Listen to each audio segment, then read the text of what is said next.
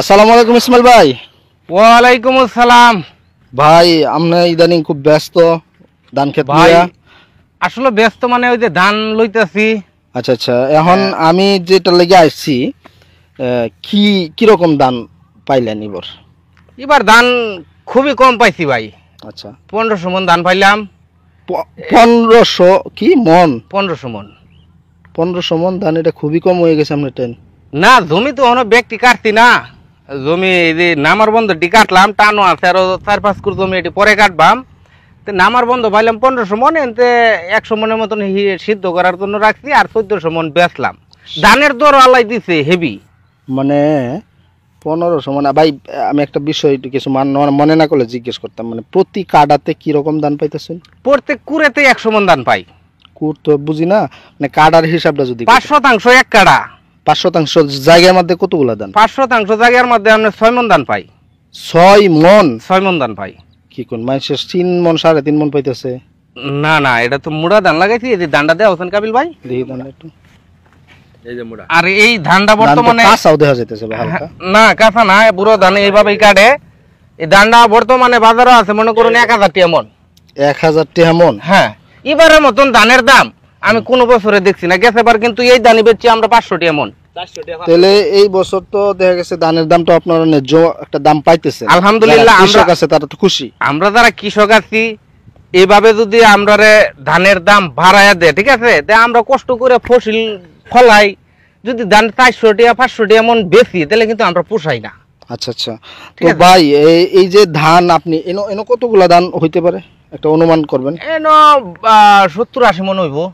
70-80 মন? ওই যে আমরা আরেকটা ঠিক আছে সেটাও আমার, ওই যে মেশিনে কাটতেছে এটাও আমার। মানে আপনার তো এখন ভিডিও যে একটা ধানের টি দেওয়া যেতেছে, হেন কত দিব ভাই? হেন 200 মনের মতো।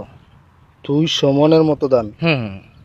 তাহলে মোটামুটি ধান এই বছর কত টাকার বেচতে পারবেন? আমি 1400 মন ধান বিক্রি করছি। আর 1400 মন ধান তো ভাই 14 লাখ টাকা হইব।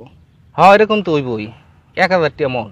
14 লাখ টাকার ধান আপনার মারাইতে গিয়ে কিরকম খরচ পড়ছে ক্ষেতের মধ্যে? আমার এক কুর জমির মধ্যে মনে করুন 30-35-40 হাজার টাকা করে খরচ গেছে এক কুর জমিনও। ধরলাম 40,000 টাকা, তো 1 লাখ টাকার ধান পাইছেন, 60,000 টাকা লাভ। হুম।